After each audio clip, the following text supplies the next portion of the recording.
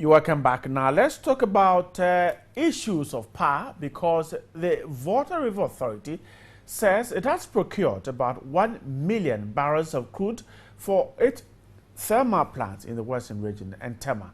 Now, following the cut in gas supply from FPSO Kwame Nkrumah. It also says it has also purchased about 50 and 100 megawatts of power from Ivory Coast to augment Ghana's power generation capacity in the next 2 weeks. The floating production, storage and offloading vessel FPSO Kwame Nkrumah has been shut down for mandatory maintenance works for 2 weeks starting March 20. This is expected to impact power generation from the Aboase Thermal Enclave, Ameri and Asogli thermal plants. According to the VRA, it will complete the switch of all dual-fuel thermal plants to run on light crude oil before close of week. We have made the adequate preparations to buy crude oil. We got almost 1 million, to be precise, 950,000 barrels. We discharged 300,000 barrels in Tema for our plant in Tema, and then we are on the way to discharge 400,000 barrels in Takrady. The extra 200 will be discharged again in Tema. So we've done adequate preparations to have enough stock of crude oil to take care of our operations for the machines. The VRA says peak demand is currently around 2,000 megawatts, while total power generation is around 2,200 megawatts. The chief executive of the VRA, Engineer Kek Kofi, says Ghana is negotiating to receive close to 100 megawatts of power from Ivory Coast to augment the power situation when needed.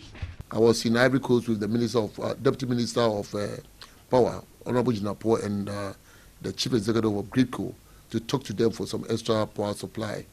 They were willing, and over the weekend they are able to give us enough, and weekdays off peak they are able to give us something, but peak time they reduce it. So that's what the situation is. I've also been to Nigeria to talk to our Nigeria counterparts. Right, so let's say on this issue, because of course that's very key in running our economy here. Kojo Poku is an energy analyst, and he's just joined me on the phone lines. Mr. Poku, grateful for your time tonight. But let's look at this situation. As we're talking now, Nigeria, our neighbors, are in great crisis because they simply can't generate enough. Now, we're told that we're going to Ivory Coast to get about 100 megawatts of power. Perhaps, is that what can cushion us against the shutdown of the FPSO Kwame Nkrumah? Oh, good evening to your viewers. You see, these things sometimes you ask yourself if the managers of our energy sector are quite serious with the sector that they are running. We've known of this maintenance for some time. It's not something that was sprung on us. They've known of this. They knew that 2 weeks would be the time that we would have to go through this maintenance. They've been told. I was even told today by some people that this maintenance was supposed to have happened earlier this year, but some people now ask that it should be postponed until now. And the Tulo and his group basically listened and postponed it. So we knew about it. What was the right measures that should have been put in place to make sure that Ghanaians are cushioned from these maintenance? Proper planning.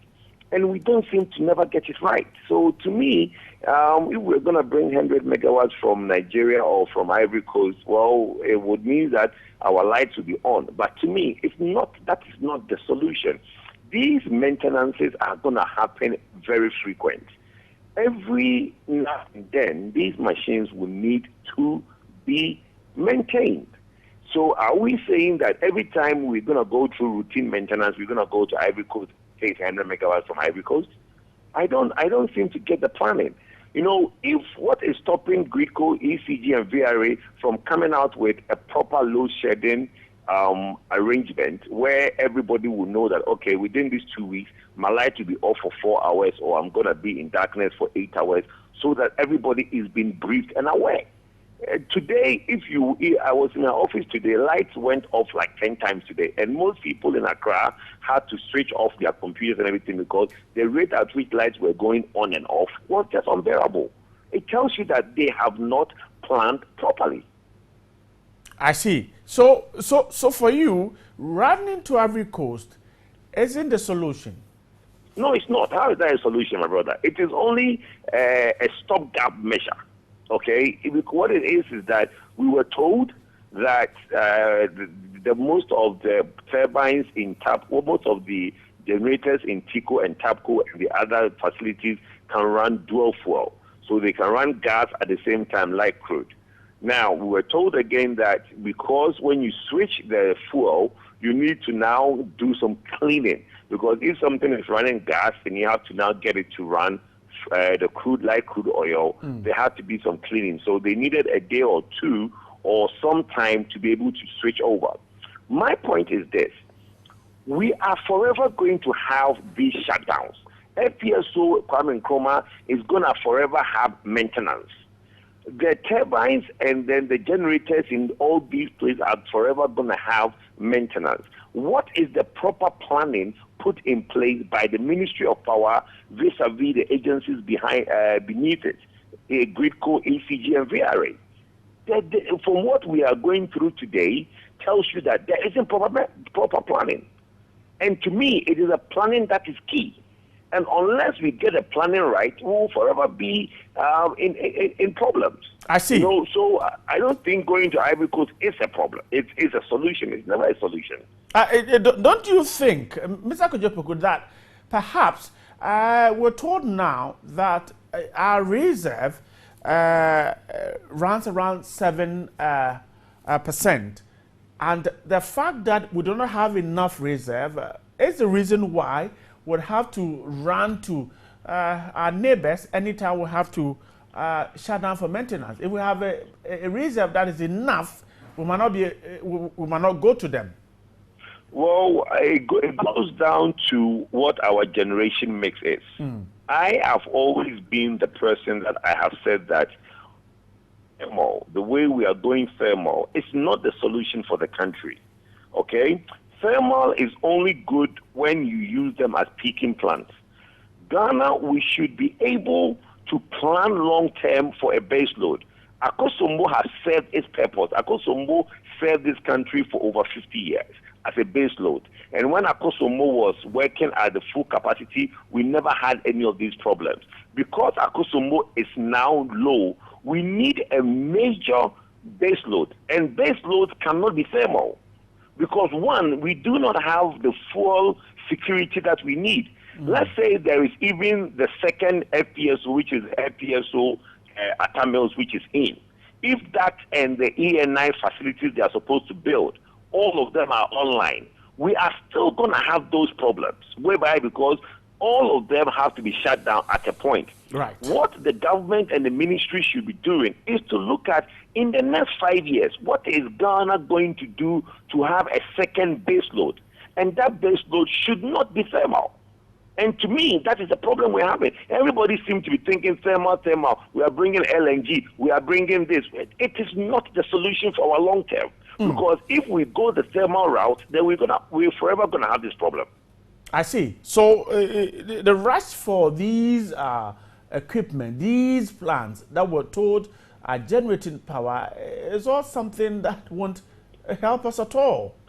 No, it's not. It's the fuel mix. Look, the car power is using what they call heavy fuel oil. Right. Okay. There are other companies that also want to come in and heavy fuel oil.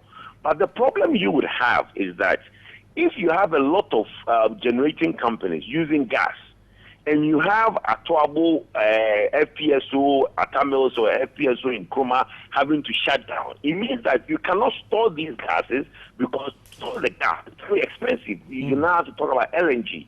And the LNG facilities that they are bringing offshore Ghana, which is being done by some companies, they are trying to import their LNG from Qatar. Right. Okay? So even our local produced gases cannot be stored. So if we can't store the gas, not because it can't be done, it's because it's too expensive to do that. So us having all these is just to have a good mix.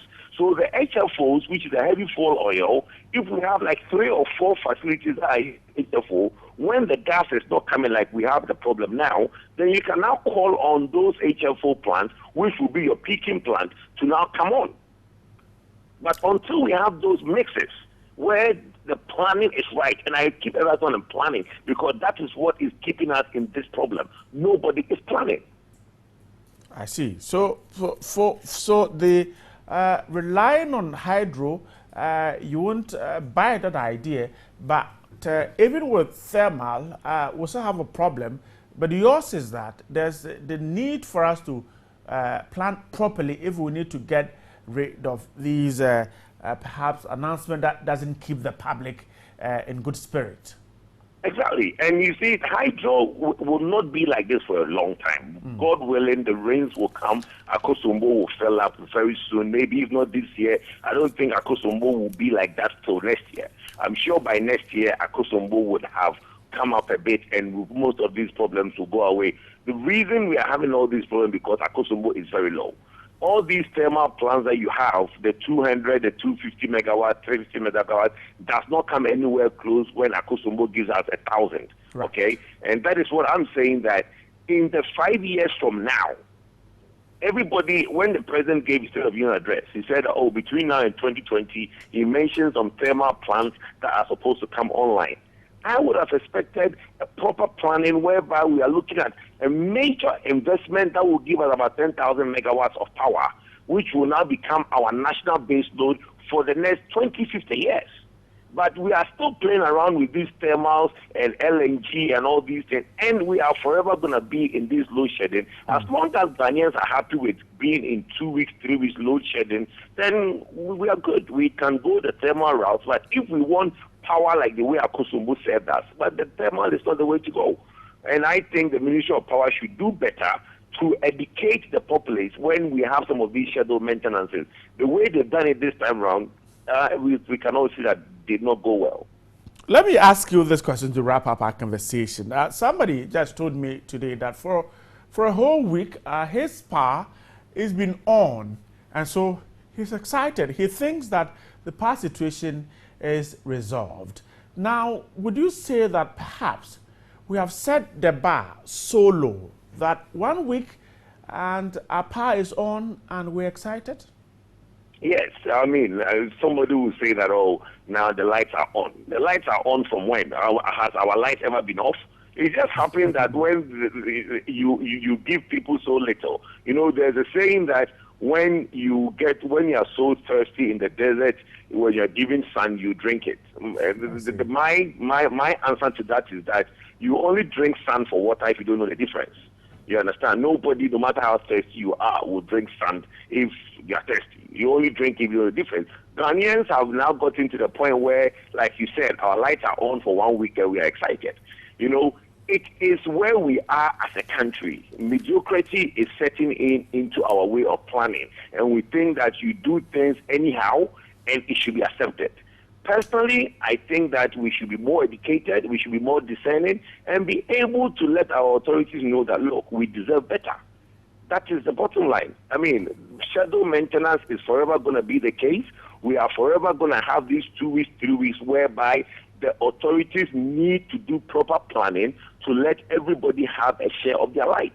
Taking lights off from this area and giving these people 1 week light when some people are in darkness is not the way to go. Equal opportunity for all so that everybody will get some of the light and some people will get some of the darkness is the perfect way to go. If we don't plan well, then we are forever going to have these problems. Mr. Kojopoku, I'm grateful for your time tonight. He's an energy analyst talking to me about the situation. We're told that FPSO is starting now for some maintenance work. We'll tell you more about that because it is a developing story. This is News at 10. Now, let's stay on the big one, but this time let's fly all the way to Cuba. U.S. President Barack Obama met in Havana Monday with the Cuban President Raul Castro for talks. Exactly what does it mean for the United States? What does it mean for Africa? What does it mean for the world. Exactly what does it mean for the world, you and me in Africa, and of course exactly what it means for Ghana. Let's try and get some analysis from Professor Kojo Gavua. He is an international relations expert and also the Dean of School of Art at the University of Ghana. Professor Gavua, grateful for your time tonight. Thank you. And so, Obama in Havana, Cuba, for you, perhaps, who has been following the history of Cuba and the United States, this is indeed historic. It is indeed historic, and it's good news for not only for the United States of America, but for the world, and then for Africa in particular, because it shows that the time has come for the world to seek greater peace beyond what it had experienced over the years. Cuba is a smaller nation, someone would say a relatively small island in the southern hemisphere of the United States, but has had a lot of influence globally. In the case of Africa, Cuba has been extremely influential during the fight against colonial suppression of the continent, and also Cuba had been seen as a strong ally of the then Soviet Union and maintaining a communist ideology. And so today, the United States of America reversing its stand against Cuba and under President Obama seeking stronger relationship between Cuba and America, it's great news to the whole world. It's for us in Ghana, it shows that there is a time in our lives that we must overcome whatever difficulties we have against each other, the different groups of people that we have, and see some of the commonalities that can bring us together. Of course, the United States may be pursuing its own agenda. We know that the United States, according to their principles, do not have permanent friends but permanent interests. Right. And one could say that they may be pursuing their own interests today.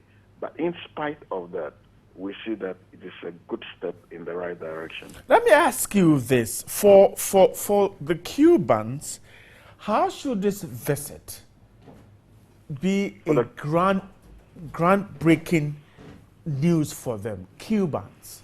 Yes. Well, Cuba is close to the United States. There are several Cuban families in the United States, many Cubans that have been in exile in the United States. And it's not as if once they cross to the United States, they have forgotten their homeland. Everybody has a close tie to his or her homeland. And they will be happy that the relationship between the United States and Cuba, it's been normalized. So there can be free flow of people between the two nations. And so Cubans will be happy to have easy access to their families that are residing in the United States, and vice versa. I see. So for Cuban, the ordinary person on the ground, that should be the key thing. But what about... That's the key thing, because people are important. Family relations are important. Beyond that, we can think about the economic interest, the economic ties too, that it is possible. I have also learned that a major real estate company in the United States, it's in Cuba, with the hope to transform some of the major hotels to so-called international standards. Fine, economically, Cuba may benefit in one or two ways, but then it will depend upon that economic relationship, because Cuba is not going to give up on its principles and norms that have held that country together to date. So it's a matter of negotiation of interest. So in that negotiation, Cubans will be better off, Americans will also be better off. Before I come to ask you about human rights abuse, which perhaps is one of the reasons why it is difficult for the U.S. to open up to Cuba, let me ask you this. For for the United States, what is the benefit? Is President Obama leaving, and so perhaps he's trying to make friends, or to the United States, this is indeed an issue that will have a long-term impact on their economy, on their political history, and all that? Indeed, economic states will benefit because Cuba offers a huge tourist attraction. It's a big tourist destination for Americans. And Americans, if they are permitted to invest in Cuba, then they will reap economic benefits from this issue. In terms of history and clout, it is also true that this is a time in the history of America that they have overcome some of the challenges that have been with them since the Soviet Union and the Cold War. This is one of the last enclaves where America had held fast to its principles, the anti-Cold War, anti-Soviet Union principles. But that shows that, yes, America is also moving forward, and Cuba is also moving forward as a country. Fine. In terms of the people themselves, beyond the economic thing, America would gain by showing the world that it is leading in seeking peace across the world. And Cuba would also show that it is not holding steadfast to its original principles, communist ideology that many nations in the world today detest. And finally, the issue of the Guantanamo Bay U.S. naval base. Cuba wants that returned, but there doesn't seem to be any hint of getting that facility back to Cubans. Perhaps it could be a conflict or misunderstanding, despite what we see as some expression of appreciation or some level of excitement about each other's prospects. Yes, we can't have it all at one time. It is a gradual process, and that also requires time and negotiations.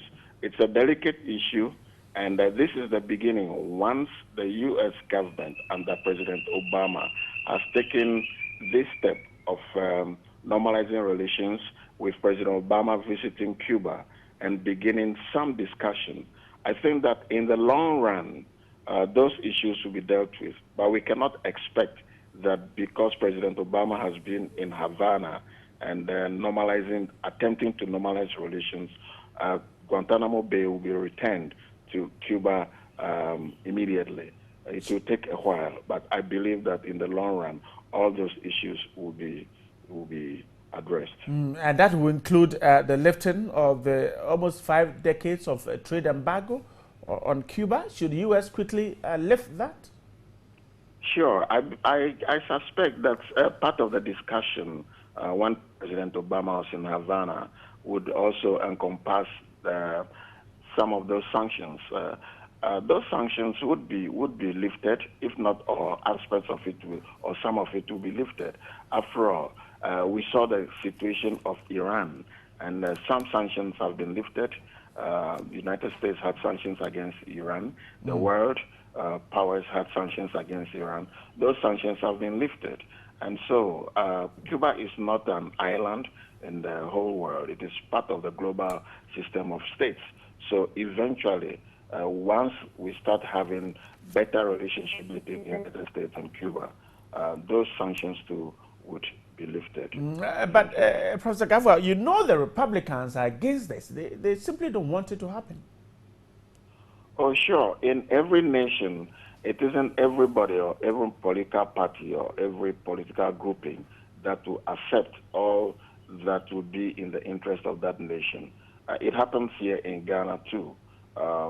Sometimes the opposition will not see eye to eye with government, but what the majority think it's in the right direction, in the interest of the nation, will be done.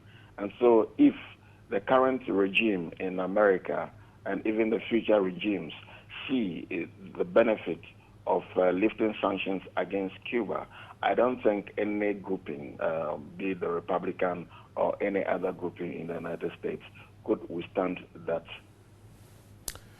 Professor Gavwa, I'm grateful for your time tonight.